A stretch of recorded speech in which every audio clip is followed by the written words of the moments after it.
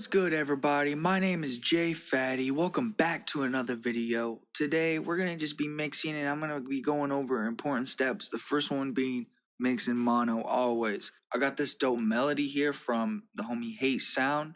He had a dope melody pack and I had to get in on that. And I did a little chop, so I'll play the melody and then into the chop and you'll with the drums and you'll hear how it goes.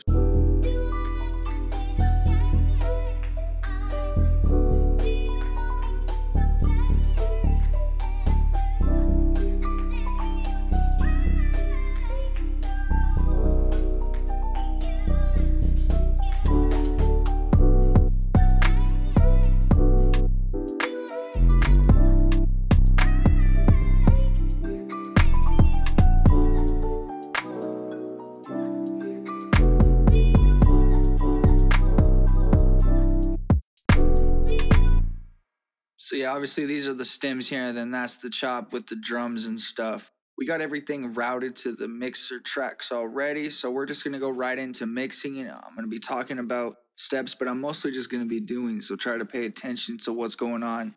It's not a super hard process, it's all about just leveling. Now there's a bunch of ways to really mix. Over the years, I've kind of just figured out my own way. Now you take what you want from this, don't just copy what I do because it may not work for you. So try to experiment still with how your mixing goes, but this is just pretty much what I do. Okay, so yeah, let's just get right into it. I'm gonna put the whole track in mono by putting the master in mono so we can listen to the mix in mono and make it sound good in mono. If it's good in mono, it's gonna sound good in stereo. Now, I usually make my 808 in mono and then my kick, just because I want them to sit in the middle always.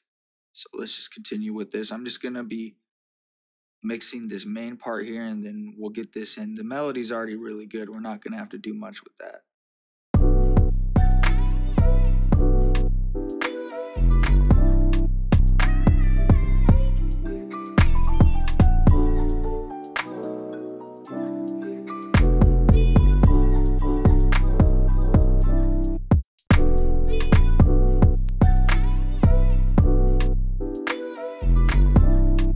Now what I'm doing here is I have a kick EQ up and a 808 EQ up.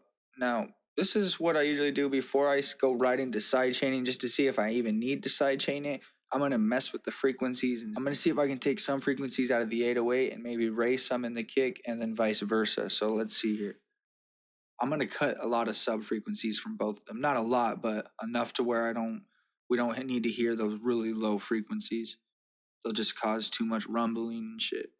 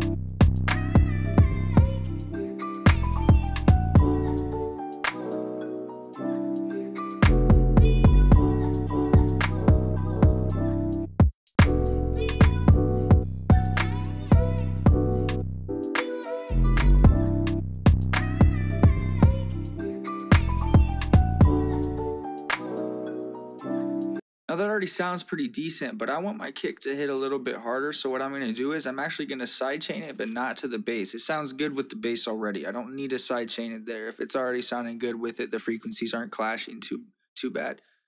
I want to sidechain the kick to the chop.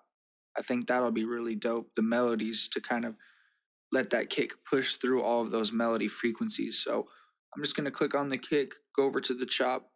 On these little arrows down here, I'm going to right click and do sidechain to this track.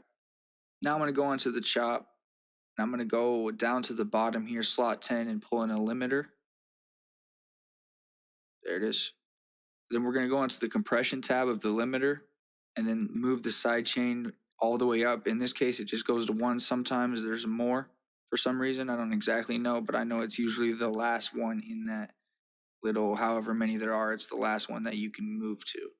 Okay, and now I'm going to go up in here and I'm going to just move the knee and the ratio up all the way. So I'm going to have the knee and the ratio up, and I'm going to move the threshold down while listening to it to find a good threshold here.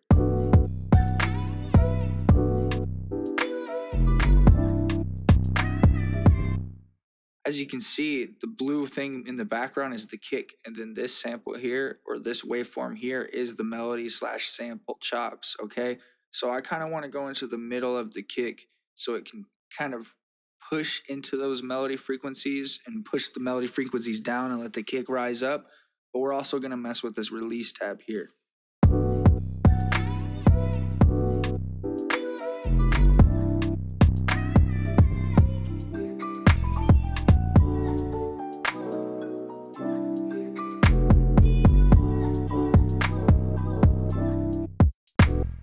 Now, the further you have your release, the slower the melody is going to come back in after the kick hits. And now the shorter you have it, the faster it's going to come back in. And that's what represented by this kind of purple coloring.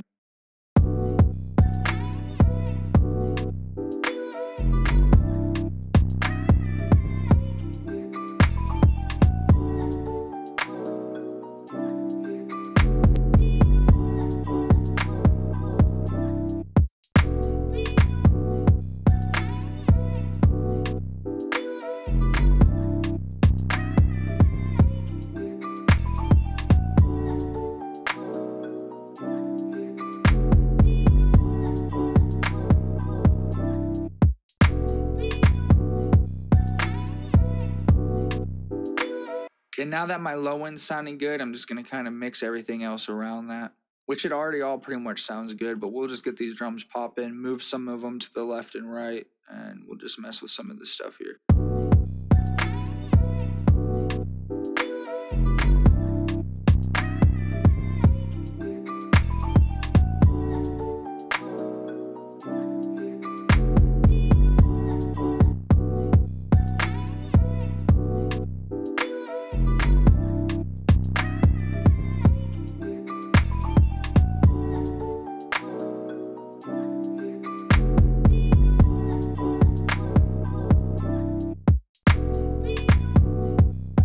Now I'm going to go into the intro here and see if everything sounds good. Might need to lower some things, raise some things. We'll just see.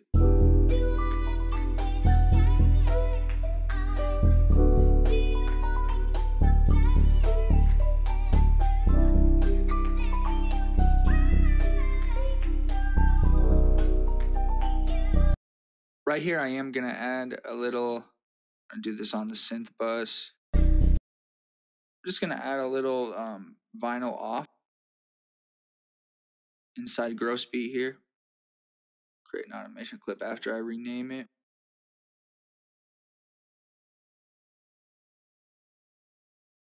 That way it'll give it a nice transition into the drop here.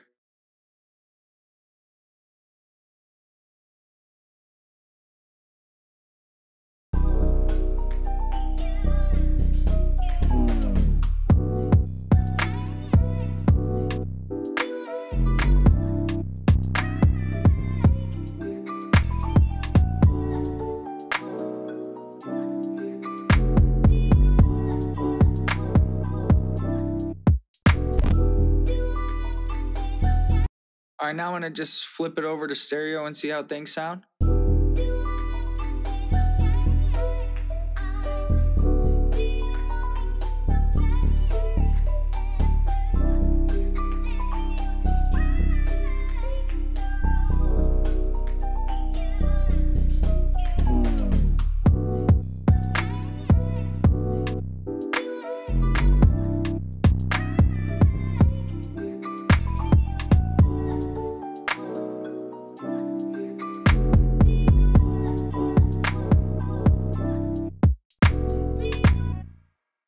That sounds really nice.